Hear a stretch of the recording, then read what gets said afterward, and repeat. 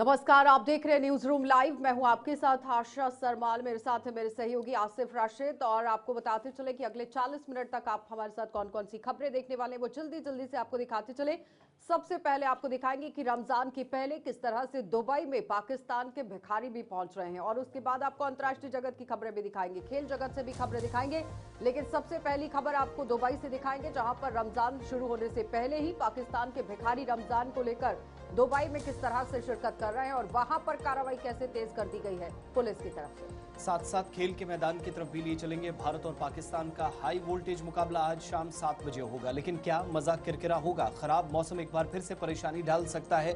Broadcasters, BCCI, ICC, PCB, Bangladesh cricket board और तमाम लोगों का करोड़ों रुपए का नुकसान सिर्फ 3 घंटों में हो सकता है। 94% के आसपास बारिश हो सकती है, इस तरह के सुबह सुबह अनुमान लगाया जा रहा है। लेकिन इस मुकाबले से ठीक पहले बीसीसीआई और साथ साथ पीसीबी का संपर्क हुआ है। पूरी खबर थोड़ी देर में न्यूज रूम लाइव में। और फिर आपको ये चलेंगे उत्तर प्रदेश, जहां पर समाजवादी पार्टी में आज अनीस बसपा को झटका दे गए हैं। यानी कि समाजवादी पार्टी में अनीस शामिल हो गए हैं और बसपा को एक बड़ा झटका दे गए, क्योंकि आने वाले 2027 के चुनावों में ये कहा जा रहा है कि मायावती कहीं ना कहीं समीकरण को बिगाड़ेगी जरूर, क्योंकि किंग मेकर के तौर पर उभर कर सामने आ सकती है। ये तो समय बताएगा, लेकिन फिलहाल समाजवादी पार्टी का कुनबा लगातार बढ़ता जा रहा है और आज अनीस उसमें शामिल हो गए। इसके अलावा अप्रैल 2026 में बाबा केदारनाथ की एक बार फिर से कपाट खोलने की तैयारी है और मार्च के महीने में जैसे ही हम सर्दियों से बाहर निकलेंगे तो गर्मियां आते आते भक्तिमय का एक बार फिर से वो वातावरण आपको बाबा केदारनाथ के कपाट खुलने के साथ ही आपको तमाम भक्तिमय के इस वातावरण में उन तमाम भक्तों के साथ नजर आएंगे। खास तौर पर इस सेशन में जहां प्रशासनिक स्तर पर राज्य सरकार पूरी तैयारियां पहले कर चुकी है और पिछले साल से अधिक इस बार आपको व्यवस्था और बेहतर नजर आएगी। उत्तराखंड में केदारनाथ के कपाट तो खुले ही, लेकिन उसके बाद आपको लिए चलेंगे महाशिवरात्रि का पर्व आज किस तरह से धूमधाम के साथ मनाया जा रहा है। हमारे दर्शक बेशक आप देखिए किस तरह से उत्सुक होंगे कि अलग अलग मंदिरों के अंदर किस तरह से भीड़ उमड़ी हुई है, श्रद्धा का सैलाब उमड़ा हुआ है, वो आपको दिखाएंगे। क्योंकि अलग अलग मंदिरों के अंदर आज महाशिवरात्रि का पर्व किस तरह से मनाया जा रहा है। शिव का जो जलाभिषेक हो रहा है, लंबी लंबी कतारें श्रद्धालुओं की लगी हुई है, दर्शनों को लेकर अपनी बारी का इंतजार यहाँ श्रद्धालु कर रहे हैं। ये खबर आपको दिखाएंगे। तो चलिए शुरुआत करेंगे बड़ी खबर के साथ ही न्यूज रूम की। इस वक्त की बड़ी खबर, जहां रमजान से पहले ही दुबई में पाकिस्तान के भिखारियों के पहुंचने का सिलसिला बदस्तूर जारी हो चुका है और दुबई में पुलिस ने भी अब अपना अभियान शुरू कर दिया है। ये बड़ी अपडेट, जहां पर भिखारियों को पकड़ने के लिए छापेमारी की जा रही है और एक के पास आप देखिए लाखों की संपत्ति भी जानकारी मिल गई है कि है।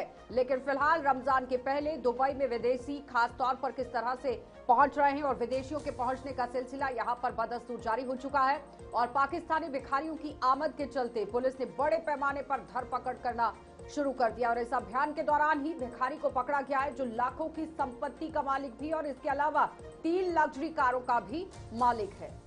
आमतौर पर अरब देशों के अंदर कानून है कि आप खुले में भीख नहीं मांग सकते और इस तरह की व्यवस्था की जाती है कि आपको सजा भी कम से कम 3 से 7 साल के बीच की हो सकती है। लेकिन ऐसा मामला दुबई के अंदर, जहां पर कानून व्यवस्था अच्छी होने के बावजूद भी हुआ कि लाहौर, कराची, इस्लामाबाद, केपीके और अन्य हिस्सों से पाकिस्तान से लोग जो कि एक जनरल वीजा पर जाकर वहां पर भीख मांगने का काम कर रहे थे, जिनसे कुछ लोग पकड़े गए और होश उड़ाने वाले ऐसे खुलासे कि कई लोगों के पास 3-3, 4-4 लग्जरी कार्स, 1 करोड़ से ज्यादा की संपत्ति और न जाने कितने अन्य प्रॉपर्टीज यूनाइटेड अरब एमिरेट्स के अंदर मिली है और वहां के लोकल जो कानून है उनके मुताबिक कार्रवाई की गई है। और इस बीच दिशा निर्देश और गाइडलाइंस फिर से जारी कर दी गई है। रमजान को 3 से 4 दिन बाकी है, उससे पहले अगर कोई व्यक्ति पकड़ा जाता है तो वो जो 3 से 7 साल की सजा का प्रकरण है वो जारी रहेगा, उसके मुताबिक काम हो सकता है। पाकिस्तान से सबसे अधिक लोग यूएई या दुबई के आसपास के हिस्सों में जाते हैं और इन्हीं में से सबसे ज्यादा लोग भीख मांगते हुए पकड़ना भी हर साल सरकार के डेटा के मुताबिक होता है। इस साल भी 2026 में शुरुआती रिपोर्ट्स डिस्टर्बिंग रिपोर्ट्स हैं। पाकिस्तान से लोग जनरल वीजा लेकर जाते हैं, जो अपने आप में फ्रॉड का केस भी पाकिस्तान के अंदर उससे बचकर तो जाते हैं, लेकिन यूएई के सख्त कवानीन के मुताबिक, वहां के लॉज और नियम के मुताबिक उन लोगों को पकड़ा जाएगा। 2 तरह के आरोप इन पर है। एक तो न केवल भीख मांगते हैं, जो वहां के नियम है उनका उल्लंघन है। दूसरा, फ्रॉड की इस पूरी प्रक्रिया से गुजरकर आप वीजा पैसेज लेकर यूएई में पहुंचेंगे कोई भी काम करने के मकसद से और बाद में भीख मांगेंगे तो उस पर दूसरी बड़ी कार्रवाई करने की तैयारी यूएई के किंग प्रशासन ने पाकिस्तानी भिखारियों पर या बेगर्स पर कर ली है। लेकिन उससे भी बड़ी बात यहाँ पर यह है कि भिखारी की जो चटाई है उसके नीचे से 25,000 दिरहम, 6 लाख रुपए से ज्यादा का आप देखिए सामान जो है वो बरामद हुआ। यानी कि 6 लाख रुपए अगर बरामद होते हैं एक भिखारी की चटाई के नीचे से, तो यहीं से आप समझ सकते हैं कि किस तरह के हालात दुबई के अंदर बने हुए हैं, क्योंकि आप वहां चोरी नहीं कर सकते हैं और जाहिर तौर पर चोरी के लिए कानून भी बहुत सख्त वहां बनाया गया है। लेकिन टूरिस्ट वीजा पर आया हुआ एशियाई व्यक्ति और इसके पास से 5 लाख रुपए बरामद होना बहुत बड़ा सवाल है, क्योंकि व्यक्ति जहां पर आप देखिए मस्जिदों के पास भीख मांगता है, सहानुभूति के साथ यहाँ लोग अपनी श्रद्धा के साथ ये काम कर जाते हैं, लेकिन उसके बावजूद भी अगर चटाई के नीचे से आपके पास इतने पैसे मिल रहे हैं तो फिर सवाल जरूर खड़ा हो जाता है कि दुबई के अंदर अगर भिखारियों के पास इस तरह से संपत्ति और पैसा है तो फिर बाकी लोगों के पास क्या कुछ हालात और मंजर रहेंगे।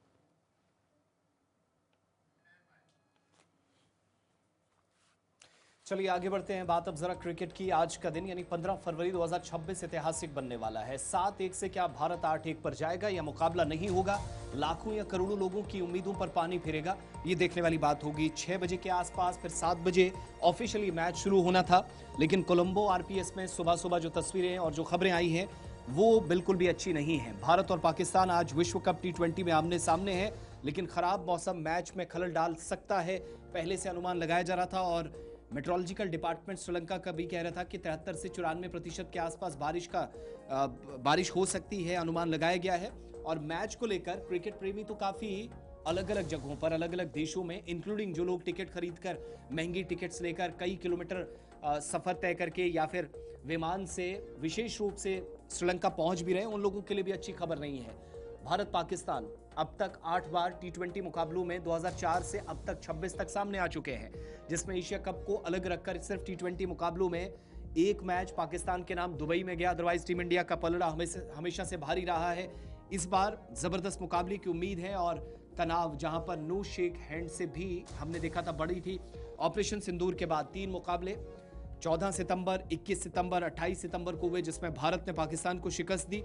इस बार का T20 का यह पहला मुकाबला था विश्व कप में, लेकिन क्या मैच हो पाएगा या नहीं, क्योंकि 6:30 से 10:40 जो ऑफिशियल टाइमिंग्स रहती हैं T20 मुकाबले की आईसीसी के नियम के अनुसार, उसमें 94% बारिश होगी कोलंबो में। रात 13 गए से अब तक बारिश हो रही है और 3 main gate RPS Colombo cricket stadium के अभी भी पानी से भरे हुए हैं, जिसका मतलब यह है कि ड्रेनेज से लेकर आसमान से बादल दोबारा से बारिश की शक्ल में गिरने तक सबका इंतजार शायद एक बार फिर से मायूसी के साथ समाप्त हो सकता है। शायद ये मुकाबला ना हो। अगर मैच नहीं होता तो रिजर्व डे नहीं है, 1-1 पॉइंट दोनों टीमों को जाएगा। फिलहाल दोनों साइड से पाकिस्तान भी अपने 2 पहले शुरुआती मुकाबले जीत चुका है, टीम इंडिया भी दोनों मैचेस जीत चुके हैं और भारत मेजबानी भी इस टूर्नामेंट की कर रहा है। और दूसरी बड़ी बात कि आज भारत और पाकिस्तान मैच तो खेल रहे हैं, लेकिन दूसरी तरफ रणनीतियां भी बन रही है। आज आईसीसी के कहने पर, उनके निमंत्रण पर मोहसिन नकवी पाकिस्तान में, जो एशियन क्रिकेट काउंसिल के चेयरमैन भी हैं, वो बीसीबी के चेयरमैन, श्रीलंकन क्रिकेट बोर्ड के चेयरमैन, अफगानिस्तान क्रिकेट बोर्ड के चेयरमैन और बीसीसीआई के ऑफिशियल्स भी मौजूद रहेंगे। चाय भी होगी और गेट टुगेदर भी होगा और रास्ता निकालने के प्रयास भी। शायद आज खिलाड़ी हाथ भी मिलाते, लेकिन अगर मैच हुआ तो शॉर्ट होने के उसके ज्यादा ऐसा लग रहा है कि होंगे। जिस हिसाब का मौसम है, रेस्ट करोड़ों लोग जो इंतजार कर रहे थे इस मैच को एक लंबे अंतराल के बाद होते हुए, शायद खराब मौसम लोगों की उम्मीदों पर पानी फेर सकता है। आशा, लेकिन उससे भी बड़ी बात यहाँ पर यह है कि जिस तरह से ये मैच यहाँ पर होने वाला है, रोमांचक मुकाबला होने वाला है अगर होता है, लेकिन फिलहाल मौसम इसमें बाधा बन सकता है। लेकिन पाकिस्तान के अंदर भी दुआएं पड़ी जा रही है और भारत के अंदर भी पूजा पाठ हो रहा है। लेकिन सबसे बड़ी बात यहाँ पर यह है कि दोनों कप्तानों के बीच में मैच होने से पहले ही तकरार शुरू हो चुकी है, जिसमें आपने देखा था कि हैंडशेक को लेकर सवाल उठा था। ऑपरेशन सिंदूर के दौरान भारतीय कप्तान और भारतीय टीम ने पाकिस्तान टीम के साथ हाथ नहीं मिलाया, लेकिन इस बार भी परिस्थितियां अगर इसी तरह से बनती है तो फिर मैच कितना रोमांचक होगा देखने के लिए ये बड़ा सवाल है। लेकिन फिलहाल भारतीय ये चाहते हैं कि भारत ये मैच जीते और मुंहतोड़ जवाब पाकिस्तान को दिया जाए।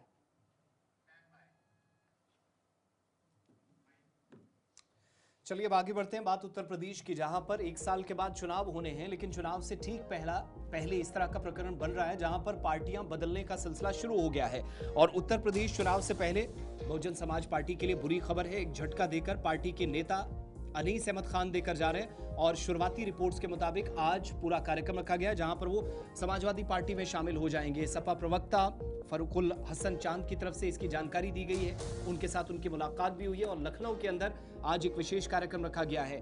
तो वाकई में क्या ये बड़ा राजनीतिक घटनाक्रम होगा या नहीं। लेकिन देखने में कम से कम ऐसा लग रहा है कि शुरुआती दौर में जहां चुनाव 2027 की तरफ विधानसभा की तरफ एक बार फिर से जाएगा, योगी आदित्यनाथ वाली सरकार फिर से हैट्रिक की तैयारियों में इस वक्त तो जुटी है। लेकिन विभिन्न पार्टियां, संगठन और मजबूत हों, जमीनी स्तर पर पार्टियां छोड़ने, पार्टियां बदलने, मुलाकातों का एक दूसरे से सिलसिला एक बार फिर से तेज हो गया है। और आज ये कार्यक्रम होगा। हाल ही में सपा प्रवक्ता फरुकुल हसन चांद से मुलाकात के बाद ये कयास लगाई जा रही थी कि अनीस पार्टी छोड़ सकते हैं और शायद यहां से नया पॉलिटिकल करियर उनका शुरू हो। और आज जानकारी है कि थोड़ी देर बाद एक कार्यक्रम लखनऊ के अंदर होने जा रहा है। लेकिन 2027 के चुनावों से पहले इस तरह से बसपा को एक बड़ा झटका ये माना जा रहा है, क्योंकि जिस तरह से रणनीति मायावती ने बुनी हुई है, अब आप देखिए किस तरह से भारतीय जनता पार्टी, समाजवादी पार्टी और बसपा, ये तीनों पार्टियां अपना वर्चस्व रखती हैं उत्तर प्रदेश के अंदर। लेकिन 2027 के चुनावों में अब मायावती जिस तरह से यू टर्न लेकर यहां बड़ी कवायद तेज करती हुई नजर आई थी, लेकिन इस बीच में अनीस का पार्टी छोड़ना एक बड़ा झटका जरूर माना जा रहा है। और समाजवादी पार्टी के अंदर जब ये दाखिल हो गए हैं, शामिल हो जाते हैं, तो आप देखिए किस तरह से यहाँ पर ये बड़ा कुनबा जो है विस्तार के रूप में देखा जा सकता है। यानी कि अनीस के पार्टी में जुड़ने से समाजवादी पार्टी को कितना यहाँ पर फायदा होगा, नुकसान होगा बसपा पार्टी को, ये समझना होगा। उमेश मिश्रा हमारे साथ जुड़ गए। उमेश, ये बताइए कि अनीस एक बड़ा औहदा भी रखते हैं बसपा पार्टी के अंदर और बसपा को एक बड़ा झटका ये माना जा रहा है, लेकिन समाजवादी पार्टी का कितना फायदा 2027 के चुनावों में अगर अनीस शामिल हो जाते हैं? देखिए, आशा बिल्कुल है। यूपी में 2027 चुनाव को लेकर जो हलचल है वो पूरी तरह से तेज हो गई है। लगातार इसकी कहीं ना कहीं कवायद भी देखी जा सकती है कि आप देखिए कि जिस तरह से 2027 के विधानसभा चुनाव से पहले ही तमाम ऐसे बसपा के बड़े चेहरे थे जो लगातार कहीं ना कहीं एक एक करके वो समाजवादी पार्टी के साथ जुड़ना शुरू हो चुके हैं। तो ऐसे में आप देखिए कि जिस तरह से अनीस अहमद खान आज समाजवादी पार्टी की सदस्यता लेंगे और ये कहीं न कहीं सपा प्रवक्ता फखरुल हसन चांद से इनकी मुलाकात हुई थी। कहा यह भी जाता है कि फखरुल हसन चांद ने ही समाजवादी पार्टी की विचारधारा को लेकर उनसे बातचीत की और ये कहा कि 2027 के चुनाव में समाजवादी पार्टी को मजबूती मिलेगी, आप समाजवादी पार्टी की विचारधारा से जुड़िए। तो कहीं ना कहीं जो अनीस अहमद है, जो उनके तमाम जो समर्थक हैं, उनके साथ आप समाजवादी पार्टी की सदस्यता लेंगे और कहीं ना कहीं बसपा प्रमुख मायावती के लिए झटका है कि जिस तरह से चाहे स्वामी प्रसाद मौर्य की बात हो या नसीरुद्दीन सिद्दीकी की बात हो या तमाम गद्दू प्रसाद की बात हो, तमाम ऐसे। लेकिन उमेश, इससे पहले तो अटकलें ये लग रही थी कि जितने भी पुराने लोग पार्टी छोड़कर गए हैं, उमेश आवाज आ रही है? पहले तो अटकलें ये लग रही थी कि जितने भी पुराने लोग पार्टी छोड़कर गए हैं वो बसपा में शामिल हो सकते हैं, लेकिन ये तो एक एक करके निकलने का दौर शुरू हो गया। देखिए, ऐसा बिल्कुल है। 2027 में अगर किसी भी विपक्षी पार्टी के तौर पे अगर मजबूत कोई पार्टी है तो वो पार्टी समाजवादी पार्टी है। लगातार कहीं न कहीं अखिलेश यादव भी अपनी पार्टी को मजबूत करने की जो कवायद है, जो रणनीति है, वो लगातार कर रहे हैं और कहीं न कहीं जो उत्तर प्रदेश में जो समीकरण है उसको साधने की कोशिश की जा रही है। तमाम जो ओबीसी और दलित के नेता है उनको साधा जा रहा है और सबसे बड़ी बात आप देखिए कि कहीं ना कहीं लगातार बसपा का जो वोट बैंक है, जो उसके नेता है, वो कहीं ना कहीं दूरी बना रहे पार्टी से।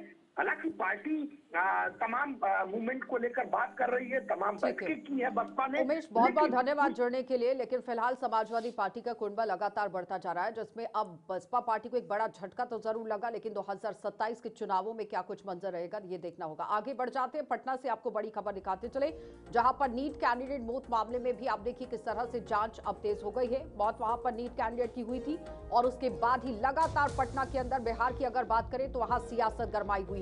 हॉस्टल पहुंची हुई सीबीआई सिट ने भी पूछताछ की है और छात्रा की मौत को लेकर बिहार में सियासत तेज हो गई है। तो विपक्ष ने आपराधिक घटनाओं को लेकर सरकार को घेरना शुरू कर दिया है।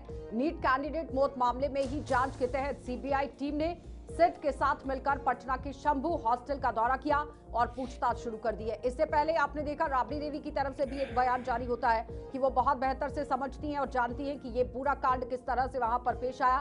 लेकिन सरकारी पक्ष की तरफ से भी कह दिया गया कि अगर आप सब कुछ जानती हैं तो आपको सामने आना चाहिए और इस पर कार्रवाई को तेज करवाना चाहिए। अगर सामने आकर आप नहीं बता सकती हैं तो गुप्त तरीके से बता देना चाहिए ताकि कार्रवाई सुनियोजित तरीके से हो सके। लेकिन अब नीट परीक्षा को लेकर जिस तरह से एक बड़ा सवाल यहां पर उठ गया है, तो अब देखना ही है कि पटना के अंदर सियासत चरम पर है।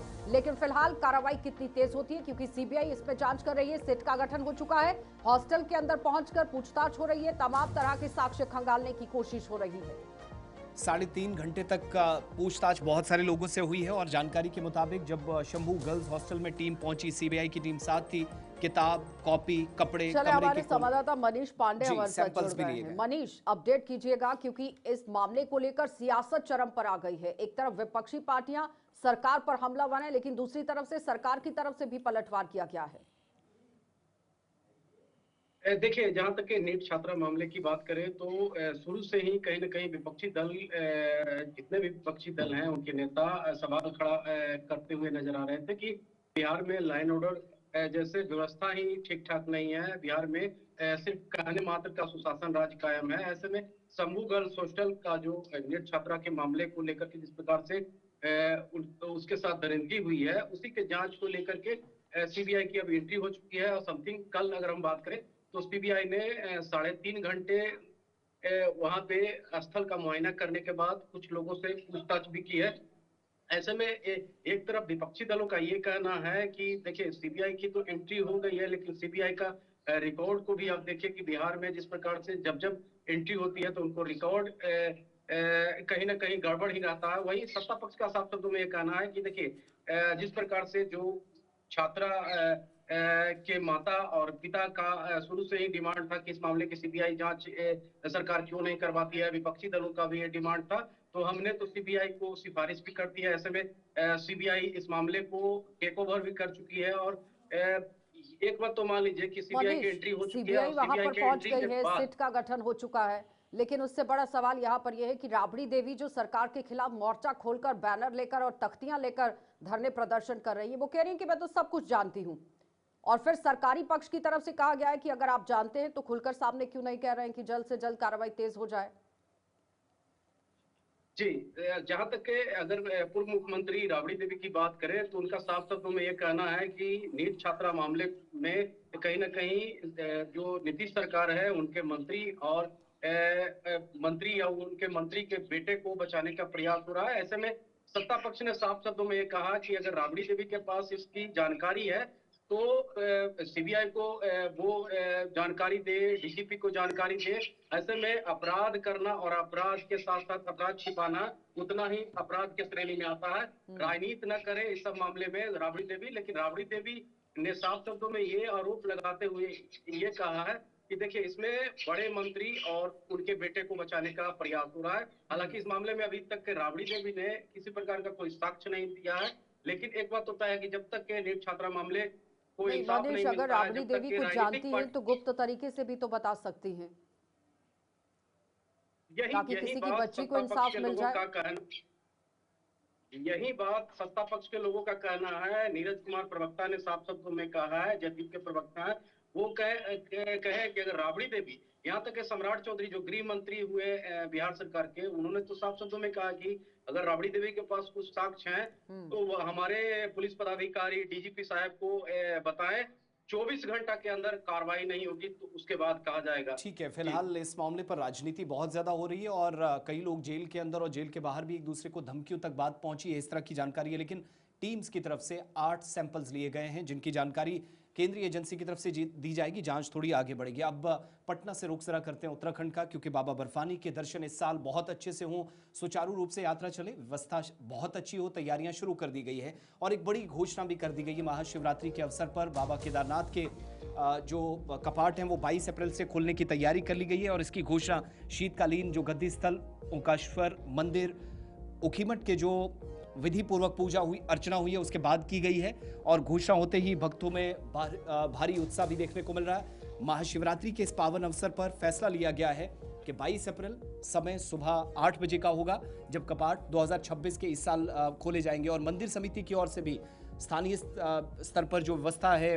श्रद्धालुओं की यात्रा सुगम तरीके से चले, व्यवस्था बहुत अच्छी हो। तमाम तैयारियां अभी से शुरू कर दी गई हैं और अगले 2 महीनों में आप देखेंगे जब तक कपाट खोले जाएंगे, तैयारियां आधिकारिक रूप से होंगी, जब ऑफिशियली स्केड्यूल के मुताबिक आगे चला जाएगा तो देश भर के अंदर विभिन्न जगहों पर तैयारियों के साथ साथ करोड़ों लोगों की जिनकी आस्था है जो इस मंदिर जाएंगे, इस बार तैयारियां पहले से शुरू कर दी गई हैं।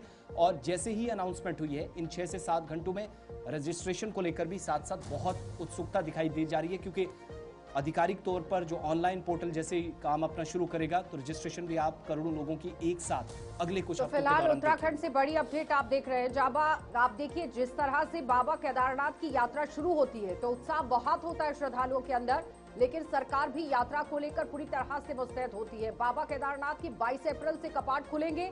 ओंकारेश्वर मंदिर ऊखीमठ ने ये बड़ी घोषणा कर दी है और अब आप देखिए किस तरह से सुबह 8 बजे यहाँ कपाट खोले जाएंगे और लंबी लंबी कतारें यहाँ भक्तों की लग जाएंगी। सरकार की तरफ से भी तैयारियों को लेकर पूरी तरह से जायजा लिया गया, क्योंकि पुष्कर सिंह धामी ने ये कहा कि जब भी यात्रा शुरू होती है सबसे पहले आपको यहाँ प्रशासन की तरफ से ये पुख्ता करना होता है कि श्रद्धालु जो पहुंचेंगे उनके इंतजामात किस तरह से रहेंगे, सुरक्षा व्यवस्था को लेकर किस तरह से काम रहेगा, क्योंकि बाबा केदारनाथ की यहाँ पर दर्शन होंगे। और साथ ही आपको ये भी बताते चले कि ओंकारेश्वर ऊखीमठ की तरफ से ये बड़ी घोषणा की गई है। तो 22 अप्रैल से कपाट खुलेंगे, लेकिन फिलहाल उससे पहले तैयारियां शुरू हो चुकी है और मंदिरों का रुख करना प्रशासन की तरफ से शुरू कर दिया गया है। श्रद्धालुओं के पहुंचने का सिलसिला शुरू होगा, लंबी लंबी कतारें लगेगी, तांता वहां पर लगेगा, लेकिन उत्साह के साथ श्रद्धा का सैलाब भी आप वहां पर देखेंगे। उससे पहले पुष्कर सिंह धामी उत्तराखंड के अंदर यहाँ आप देखिए सरकार में है, सरकार चला रहे हैं, लेकिन किस तरह से सुरक्षा व्यवस्था वहां पर श्रद्धालुओं के लिए होगी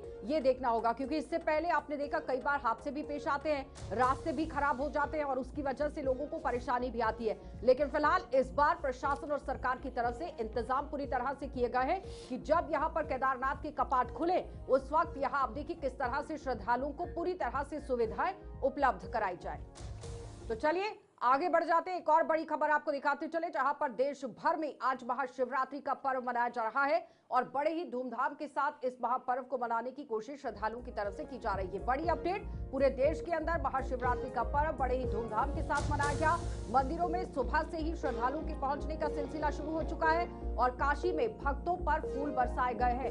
पीएम मोदी ने भी भक्तों को और देश की सभी जनता को महाशिवरात्रि पर्व पर शुभकामनाएं दी है। गृह मंत्री अमित शाह की तरफ से, उत्तर प्रदेश के मुख्यमंत्री की तरफ से भी शुभकामनाएं दी गई। अहमदाबाद में भी मिनी सोमनाथ मंदिर में विशेष पूजन अर्चना वहां पर किया गया है। तो रियासी के आप शंभू महादेव मंदिर में भी आरती की गई है। मध्य प्रदेश के मुख्यमंत्री मोहन यादव ने भी लोगों को महाशिवरात्रि की बधाई दी है। तो आज देश भर में महाशिवरात्रि का पर्व मनाया जा रहा है। 12 ज्योतिर्लिंग और शिव मंदिरों में आधी रात से ही दर्शन पूजन करने के लिए भक्त पहुंच रहे हैं। ये साफ तस्वीरें आप देख सकते हैं कि लंबी लंबी कतारें किस तरह से है। काशी में यहाँ भक्त पहुंच रहे हैं, सोमनाथ मंदिर में पहुंच रहे हैं, उज्जैन तक आप देखिए किस तरह से लंबी लंबी कतारें हैं और देश भर में जहां पर भी शिव मंदिर है वहां पर श्रद्धालुओं का तांता लगा हुआ है। तो ज्योतिर्लिंग और शिव मंदिरों में आधी रात से ही दर्शनों के लिए श्रद्धालु पहुंच रहे हैं। उज्जैन के श्री महाकालेश्वर मंदिर के पट रात यहाँ 2:30 बजे खुल गए और लगातार 44 घंटे दर्शन पूजन वहां पर होगा और इसी दौरान यहाँ शयन आरती नहीं होगी। अब 16 फरवरी को दोपहर 12 बजे वर्ष में एक बार होने वाली भस्म आरती भी होगी। मध्य प्रदेश के खंडवा जिले में भी स्थित ओंकारेश्वर महादेव मंदिर के पट रात 3 बजे श्रद्धालुओं के लिए दर्शन के लिए खोले जाएंगे। यहाँ 24 घंटे तक लगातार दर्शन पूजन किया जा सकेगा। वहीं काशी के विश्वनाथ मंदिर में भी रात 2:15 तक मंगला आरती की जाएगी। फिर 3:30 बजे मंदिर दर्शन के लिए खुलेगा और रात से ही भक्तों की लंबी लंबी कतारें लग जाएगी। झारखंड में भी इसी तरह से देवघर स्थित बाबा धाम मंदिर में शनिवार को परंपरा अनुसार पंचशूलों की विशेष पूजा की गई। और ये भी याद रखिएगा कि इस विशेष अवसर पर जहां मंदिरों में सुबह 2:30 बजे से 3:30, 4:30, 5 बजे के आसपास निर्धारित समय से ठीक पहले शिव भक्त लंबी कतारों में इंतजार कर रहे थे और कुछ जगहों पर रात से ही हमने देखा कि लोग अपनी अपनी बारी का इंतजार बेसब्री से कर रहा था। जम्मू कश्मीर से कन्याकुमारी तक, उत्तर प्रदेश, उत्तर भारत के विभिन्न हिस्सों के अंदर तस्वीरें अलग अलग जगहों की एक एक करके आपके सामने आ रही हैं और भक्तिमय के इस वातावरण में हर कोई अपनी बारी का इंतजार कर रहा था। पहली तस्वीर रियासी जम्मू कश्मीर की शिवखोड़ी से लेकर निचले इलाकों तक, शहर तक तमाम तैयारियां की गई थी। विशेष पूजा अर्चना कल से ही हुई। इसके अलावा दूसरी तस्वीर आपके सामने काशी विश्वनाथ की वाराणसी उत्तर प्रदेश से और इसके अलावा तीसरी तस्वीर बाबा विश्वेश्वर नाथ दिल्ली देश की राजधानी में भी सुरक्षा व्यवस्था के अलावा बाकी तैयारियां मंदिरों में और समितियों की तरफ से की गई थी। चौथी तस्वीर आपके सामने महाकाल मंदिर उज्जैन उत्तर प्रदेश की प्रशासनिक स्तर पर सबसे बड़े मंदिरों में से सबसे ज्यादा तैयारियां नजर आ रही थी और 3:30 बजे के आसपास वो लंबी कतारें जो अभी जब आप 11 साढ़े 11 के आसपास अपडेट सुन और देख रहे हैं तो लगभग एक जैसी परिस्थितियां और हर गुजरते लम्हे के साथ यहाँ शिव भक्तों की संख्या बढ़ी है। तो फिलहाल परंपरा अनुसार यहाँ पंचशूलों की विशेष पूजा की गई। ये 4 तस्वीरें मंदिरों की आपके सामने, जहां पर मंदिरों के शिखरों पर पंचशूलों की पुनर्स्थापना के साथ ही बाबा बैद्यनाथ और मैया पार्वती का पारंपरिक गठबंधन हुआ।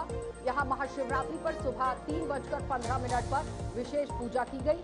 सुबह 4:25 पर मंदिर के पट आम श्रद्धालुओं के लिए खोल दिए गए और आज बाबा बैद्यनाथ मंदिर में शिव पार्वती विवाह होगा और उसी दिन शाम में भव्य शिव बारात निकाली जाएगी। तो उसके बाद आप देखिए जब बारात निकाली जाती है तो किस तरह के श्रद्धालुओं के अंदर भी आप देखिए उत्साह रहता है। लेकिन प्रधानमंत्री नरेंद्र मोदी की तरफ से भी एक्स पर पोस्ट किया गया है और उन्होंने भी शुभकामनाएं देश की जनता को दी है। बिल्कुल, एक एक करके प्रधानमंत्री, राष्ट्रपति, उपराष्ट्रपति और अन्य मंत्रियों की सुनील तरफ से। कुमार हमारे संवाददाता हमारे साथ जुड़ गए हैं। सुनील, किस तरह से वहां पर भी पूजा अर्चना की जा रही है? क्या कुछ पूरी तरह से प्रशासन की तरफ से अरेंजमेंट किए गए हैं? देखिए, मैं इस वक्त अगर मैं बात कर रहा हूँ कानपुर की कहे जाने वाली छोटी काशी बाबा सिद्धनाथ धाम पे, तो जो कि आज शिवरात्रि का पर्व है, धूमधाम से लोग मनाते हैं। जहाँ पे जो है आज सुबह से ही लोग कांवड़ जो है लेके जाते हैं, गंगा जी में स्नान करते हैं और इसके बाद स्नान करने के बाद बाबा के दर्शन करने में जल और दूध बेलपत्री फूल आदि अर्पित करके अपनी मनोकामना पूर्ण होती है। यही पे आपको बता दें कि कानपुर में सुबह 4 बजे से मंदिर प्रांगणों में इस तरीके से भीड़ का सैलाब उमड़ा हुआ है कि जहां पे आप देख सकते हैं तस्वीरों में कई किलोमीटर तक की लाइनें हैं, जो कि महिलाओं की है और पुरुषों की है। बहुत दूर अगर बात की जाए तो 1 से 2 किलोमीटर तक की अभी की जो मंदिर प्रांगण की लाइन है और यहाँ पे जो है पूरी तरीके से पुलिस प्रशासन। सुनील, भक्तों में कितना उत्साह है, बात कर भी जानने की कोशिश कीजिए कि कितना उत्साह है शिवरात्रि को लेकर, क्योंकि रात के समय में बारात भी होगी, विवाह भी होगा। देखिए, हमारे साथ कुछ लोग हैं, इनसे भी जानते हैं कि जयेश कुमार तिवारी शिवरात्रि के पर्व किस तरीके से कैसे मनाते हैं, शंकर का जो है पूजा अर्चना करते हैं और आज व्रत भी रखते हैं और भगवान काशी विश्वनाथ जी के हम लोग बहुत बड़े भक्त हैं। और भी लोग हैं, इनसे महिलाएं भी इनसे बातचीत करते हैं। वैष्णवी तिवारी, आज जो है आज शिवरात्रि का पर्व किस तरीके से आप लोग देखते हैं, कैसे मनाते हैं? हम लोग यहाँ पे जब भी शिवरात्रि होती है तो रोज सुबह यहाँ पे आके पूजा करते हैं और काफी सही था, मतलब सिक्योरिटी की वजह से सबके आराम से दर्शन भी हो पाया। सुबह कितने बजे से आप? सुबह हम लोग 9 बजे से यहाँ पे दर्शन के लिए लाइन दर्शन हो गया जी, हो गया। और भी हाँ, पुनीता तिवारी। मतलब आज शिवरात्रि का पर्व है, कैसे मनाया जाता है? मनाया जाए किस तरीके से मनाते हैं? ऐसी मान्यता कि आज शंकर और पार्वती का विवाह हुआ था, तो इसको हम लोग बहुत हर्षोल्लास के साथ मनाते हैं। दर्शन करने के लिए आए हैं, किस तरीके से आप लोग बाबा के दर्शन करते हैं, क्या बाबा की मानता है, कुछ बता सकते हैं? हमारे साथ जो लोग थे इनसे भी और भी यहाँ की सुबह से इस कदर से भीड़ लगी है और तो हम सीधे मंदिर प्रांगण की तस्वीरें दिखा देंगे। तैयारियां वहां पर और सुरक्षा व्यवस्था को लेकर क्या अरेंजमेंट है? ठीक है, दर्शन भी हमारे श्रद्धालु और हमारे भक्तगण करना चाहते हैं, ठीक है, दिखा दीजिए तस्वीरें, फुल स्क्रीन में दिखा दीजिए सुनील को। दर्शन की हम बात करें तो यहाँ पे जो है सुरक्षा व्यवस्था के पूरी तरीके से कड़े इंतजाम किए गए। मंदिर प्रांगण में भी यहाँ लगा हुआ है, हर तरीके से महिलाओं की सुरक्षा व्यवस्था की बात तो लगातार सुरक्षा व्यवस्था के कड़े इंतजाम किए गए हैं। निगरानी जो कि मंदिर प्रांगण में जो है लोग हैं यहाँ मौजूद है। ठीक है सुनील, बहुत बहुत धन्यवाद जुड़ने के लिए। लेकिन जितना भी सुनील ने मंदिर से पूरी तरह से नजारा दिखाया, आप देखिए लंबी लंबी कतारें वहां पर लगी हुई हैं। श्रद्धालु अपनी बारी का इंतजार कर रहे हैं कि कब वो भी जलाभिषेक कर लें और दर्शन अपने कर लें। चलिए सुना देते हैं अलग अलग जगहों से लोगों की क्या कुछ प्रतिक्रियाएं हैं। ये संबल का प्रसिद्ध सिद्धपीठ श्री पातालेश्वर महादेव मंदिर है। और आज महाशिवरात्रि के इस पावन पर्व पर प्रातः काल 2:15 बजे से ही श्रद्धालुओं का जलाभिषेक का क्रम प्रारंभ हो गया है और सुरक्षा के बहुत ही अच्छे इंतजाम है। हर वर्ष की बात इस वर्ष तो और ही अच्छे हैं, जिसमें कि हमारे जिलाधिकारी श्री राजेंद्र पैसिया जी और पुलिस के कप्तान श्री कृष्ण कुमार बिश्नोई जी और हमारे थाना प्रभारी श्री उमेश सोलंकी जी और एडिशनल साहब श्री कुलदीप सिंह जी बड़ी तत्परता से मंदिर की सही व्यवस्था को देख रहे हैं और इस बार किसी भी कांवड़ियों को, किसी भोले को कोई समस्या कहीं नहीं हुई है। इसके लिए हम मंदिर की ओर से प्रशासन के आभारी भी हैं और आभार व्यक्त करते हैं और इसी तरह से व्यवस्था चलती रहे इसके लिए उनके लिए आशीर्वाद भी देते हैं। सभी दर्शकों को हर हर महादेव महाशिवरात्रि की ढेर सारी शुभकामनाएं, बधाई। जैसा कि आप देख पा रहे हैं कि हमारे पीछे मंदिर है और यहाँ पूजन हवन का कार्यक्रम चल रहा है, जिसमें पुरुष, बच्चे, महिलाएं और बहुत सारे ग्रामीण जन उपस्थित हैं। अंदर मंत्रोच्चार हो भी रहा है। तो जैसा आप सबको पता है कि आज महाशिवरात्रि है। महाशिवरात्रि सनातन धर्म के लिए एक बहुत बड़ा दिन है। पूजन अर्चन के साथ हम दिन की शुरुआत कर रहे हैं और गांव में कई मठों पर, मंदिरों पर पूजा पाठ का आयोजन किया जा रहा है। पूरे देश में शिवरात्रि की धूम देखने को मिल रही है और मैं इस वक्त मौजूद हूँ हमीरपुर जिला मुख्यालय के ऐतिहासिक संगमेश्वर धाम मंदिर पे। अपने कैमरा मंदिरों को दिखाएं किस तरीके से ये ऐतिहासिक संगमेश्वर धाम प्राचीन मंदिर है जो यमुना नदी के तट पर बना हुआ है। देख सकते हो भक्तों का किस कदर तांता लगा हुआ, भक्त लगातार दूर दराज से चलकर आकर अपनी मनोकामना पूर्ण करने के लिए शिवालय में, अपने मंदिर में बेलपत्री और जो भी कुछ शिव भक्त होते हैं उनको प्रसाद चढ़ा रहे हैं और अपनी मनोकामना पूरी, जिसमें महिलाएं हो, बच्चे हो, देख सकते हैं मेरे चारों तरफ भक्तों का तांता लगा हुआ। ऐसे में कुछ हमारे भक्त है उनसे बात करने का प्रयास करेंगे। ये बताइए आखिर ये कौन सा मंदिर है और इस मंदिर की क्या विशेषता है? इस मंदिर की यह मंदिर संगमेश्वर धाम हमीरपुर में है और यह मंदिर प्राचीन काल से, अनादिकाल से ऐसे ही बना हुआ है। कहा जाता है कि 1500-1600 वर्ष पूर्व में गुप्त काल के टाइम पे इस मंदिर का जीर्णोद्धार किया गया था। उसके बाद से यहाँ पर जो है मेला टाइप का लगता है। शिवरात्रि को, हर शिवरात्रि को यहाँ मेला लगता है और ये प्राचीन काल से ही आस्था का केंद्र रहा है। यहाँ पर जो भक्त हैं अपनी मनोकामनाओं को लेकर के आते हैं और जब पूर्ण हो जाती है तो यहाँ पर जो यमुना नदी है उसका जल यहाँ पर पे चढ़ाया जाता है मनोकामना पूर्ण होने पे। तो ऐसा कहा जाता है कि यह जो स्थान है बहुत ही माना हुआ स्थान है और ये शिवलिंग है वह स्वयंभू है, स्वयं सिद्ध है, साक्षात महादेव यहाँ पर विराजमान है। हमारे साथ और भी शिव भक्त हैं, उनसे भी जानने का प्रयास करेंगे। ये बताइए इस मंदिर की क्या विशेषता और कितना पुराना यह मंदिर होगा?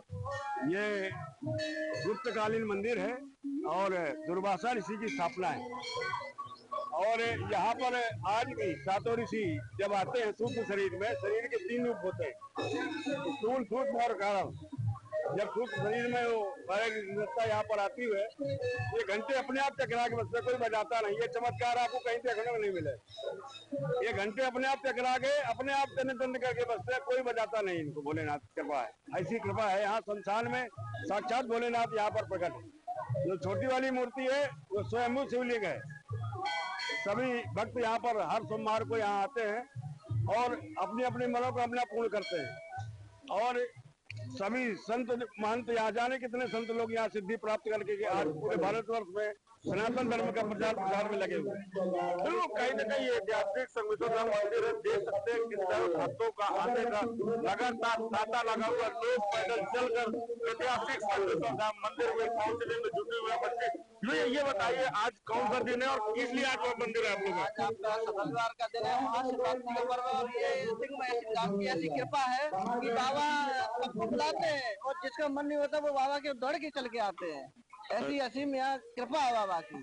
तो बिल्कुल कहीं न कहीं शिव भक्तों को ताता उत्साह देखने को मिल रहा है कि किस तरह जो शिव भक्त पूजा करिए। बताइए ये कौन सा मंदिर, क्या विशेषता है मंदिर और आज कौन सा दिन है आप लोग पूजा अर्चना करने आए? ये बहुत पुराना, इसकी मान्यता बहुत सालों से चली आ रही है। हम लोग हमेशा आते हैं।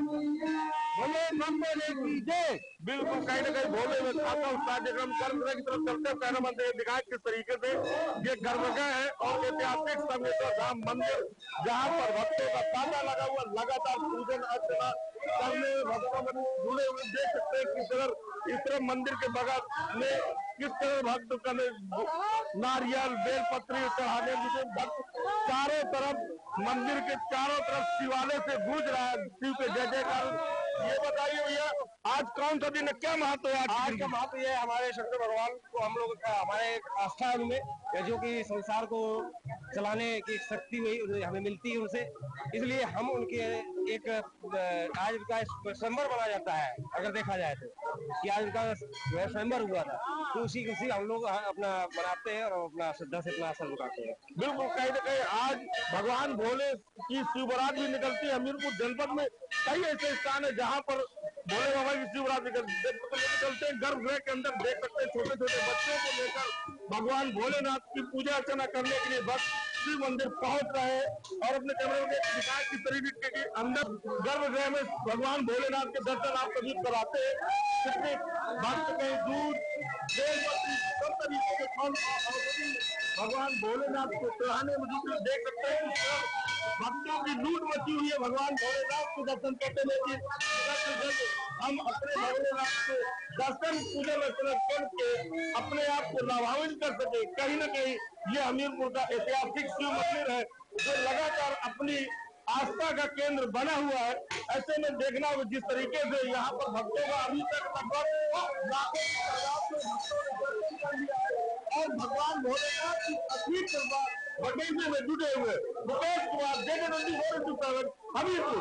महाशिवरात्रि पर महाकाल महादेव का महापर्व है शिवरात्रि, और महाशिवरात्रि पर आपको बता दें जो शिव भक्त हैं वो हरिद्वार हो, गंगा घाट हो, सभी गंगा घाटों से जल लेकर शिवालयों का रुख कर रहे हैं। लेकिन हम आपको ऐसी तस्वीर दिखाने जा रहे हैं जिसे आप देखेंगे कि जहां श्रद्धा और भाव की एक बहुत बड़ी तस्वीर है, जहां पर मैं खड़ा हूँ कि से कहूँगा एक बार दिखाएं। ये रथ है और ये भोलेनाथ का रथ है। इस रथ पर घंटा है, जल लेकर जो शिव भक्त हैं वो शिवालय की ओर जा रहे हैं। इनसे बात करने की कोशिश करेंगे कि ये जो शिव भक्त हैं कब गए थे, कब इनका जाना हुआ, जनपद संभल से हरिद्वार के लिए कब गए थे और जल लेकर वहां से पैदल लाए हैं। इस रथ को पैदल लेके आ रहे हैं और इसमें लोग जुटे हुए हैं। जिस तरह से बैलगाड़ी में बैल लगते थे उसी तरह से भोले बाबा का जल लेकर ये शिवालय की ओर जा रहे हैं। बात करने की कोशिश करते हैं। क्या नाम है आपका? जी, मेरा अवनीश गुरुजी नाम है। अवनीश जी, बताइए जिस तरह से आपके साथ बहुत बड़ा बेड़ा है, जत्था है, कब गए थे इसके बारे में हमें बताइए। रथ में आप जल लेकर आए हैं। जी, हम 6 फरवरी दिन शुक्रवार को गए थे। 6 फरवरी दिन शुक्रवार को गए थे यहाँ से हरिद्वार।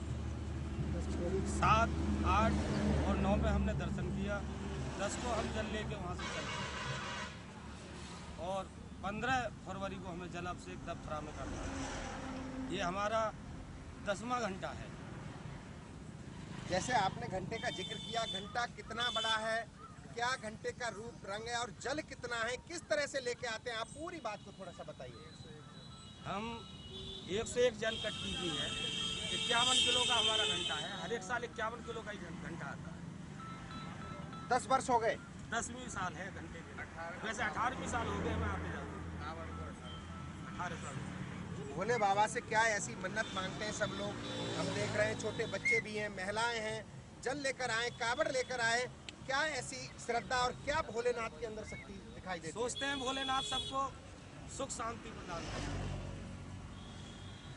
सुख शांति मांगे। सुख शांति। और बात करेंगे, देखिए भैया हैं, झंडा लेकर खड़े हैं, ध्वजा भोलेनाथ के हाथ में है और जो महाकाल का झंडा थाम लेता है उसको फिर कुछ थामने की जरूरत नहीं पड़ती।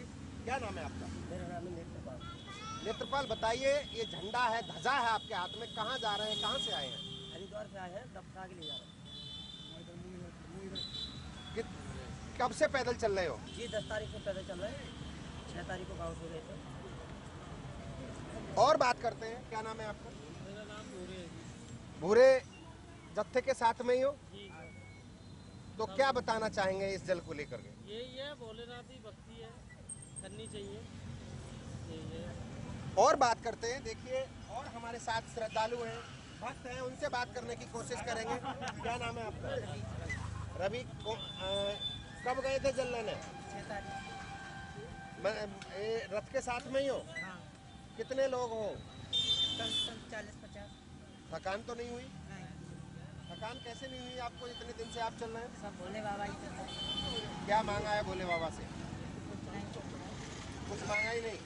आप देख लीजिए, ऐसे भी भक्त हैं कि मांगते कुछ नहीं, बस भोले बाबा के नाम पर चले जा रहे हैं और जा रहे हैं जलाभिषेक करने। कब गई थी हरिद्वार?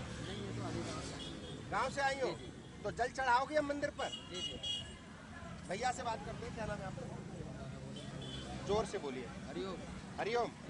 रथ के साथ तो जल लेकर आए हो, तो अब कब गए थे हरिद्वार और क्या आपकी मांग है, क्या कामना है भोलेनाथ से? ये बाल गोपाल रिटायर रहे, बस यही मांगेगा बोलना। सब परिवार कुशल रहे, सब परिवार शांति से रहे, बाकी प्रभु की इच्छा है। अच्छा, अब हरिद्वार से जल ले आए, अब जलाभिषेक किस जगह करोगे आप जाके? गाँव दफ्तरा में। दफ्तरा में होगा। भैया से और बात करते हैं, क्या नाम है? अच्छा दीपक, बताइए, सुरक्षा में हैं आप, हम देख रहे हैं आपके हाथ में डंडा है और सुरक्षा के लिए है, तो क्या कहना चाहेंगे? जल लेकर आए, क्या पूरी बात बताइए। जी, सब लोग भक्ति कर रहे हैं, जल चढ़ाएंगे कल आराम से। जल चढ़ाने जा रहे हो? दफ्तरा में ही जल चढ़ाना है? तो जिस तरह से आप यहाँ से गए थे, किस तरह से पहुँचे और वहाँ से पैदल जल लेकर आए हो, इसमें बारी बारी से लगते हैं लोग? जी जी। कितने लोग हैं जो इसको खींच रहे हैं? 2 आगे लगते हैं, 2 पीछे लगते हैं। रथ आपने बहुत सुंदर बनाया है। और बात करने की कोशिश करेंगे, भैया हैं पीछे, आप आगे आ जाइए। क्या नाम है आपका? अमरीश बोल रहे हैं। अच्छा अमरीश, बताइए, जिस तरह से आप देख रहे हैं काफी बड़ा घंटा है, भोले बाबा विराजमान है इस रथ के अंदर, किस तरह से, कहाँ, क्या मांगा है भोले की सेवा में, क्या क्या क्या उम्मीदें हैं? और कुछ नहीं मांगा। एक भैया और अंत में लगे हुए हैं, इनसे बात करेंगे, आप आगे आ जाइए। देखिए, हो सकता है भैया खजानची भी हो भोले बाबा के, क्योंकि उनके बैग कंधे में लटका हुआ है। एक बार बताइए, क्या नाम है आपका? कहाँ जा रहे हो? जल चढ़ाएंगे भोलेनाथ पर? कितने सालों से जाते हो? हम जाते हैं 18 साल। 18 साल से लगातार जाते हो हर साल? अच्छा, ये रथ की जो रचना आपने की है बहुत सुंदर है। मैं सहयोग से कहूँगा, एक बार दिखाएं, कावड़ इस पे लगी हुई है, कई कावड़ है और कई कावड़ों का जो जत्था है वो इस पे रथ पर लगा हुआ है। लोग इसके साथ चल रहे हैं, जो भक्त हैं, भोले हैं, भोली है, वो भोले बाबा के जो भक्त हैं वो साथ में चल रहे हैं। कावड़ रखी है, जल रथ पर रखा है, घंटा बहुत भारी है। एक बार कहूँगा सहयोग से दिखाएं घंटा बजाकर, जो घंटे की ध्वनि है बहुत ही जबरदस्त है, घंटे की जो आवाज है वो जबरदस्त है, आप सुन सकते हैं। ये भोलेनाथ का घंटा है, महाकाल का घंटा है। जिस तरह से जो भक्त हैं वो सीधे हरिद्वार से और अपने जो शिवालय है वहाँ का रुख कर रहे हैं, वहाँ जलाभिषेक करेंगे और बात करने की कोशिश करेंगे। बहुत लोग हैं हमारे साथ। कहाँ से आए गोली? अच्छा, जल लेकर कहाँ जा रहे हो? दफ्तरा जलाभिषेक करोगे? तो ये तुमने खींची है गाड़ी? नहीं, कितनी दूर खींची है? अच्छा, खींचते आ रहे हो। और बात करें, क्या नाम है? सोरा सिंह, आप भी साथ में ही है? तो एक कब से कितने दिन हो गए आपको के साथ? 10 साल से। 10 साल से लगातार चल लेकर आप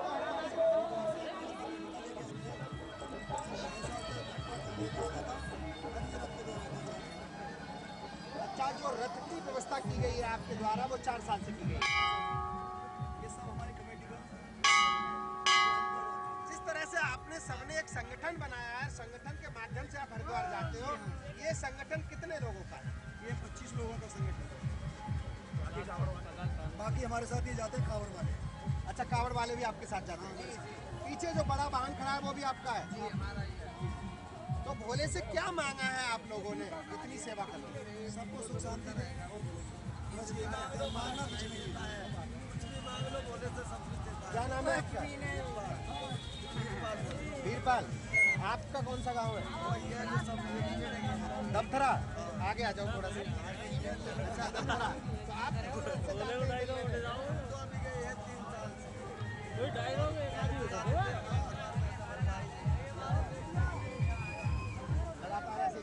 संबल में महाशिवरात्रि की हर ओर धूम है। भोले के जयकारों से गंगा घाट से लेकर शिवालय तक धूम मची हुई है।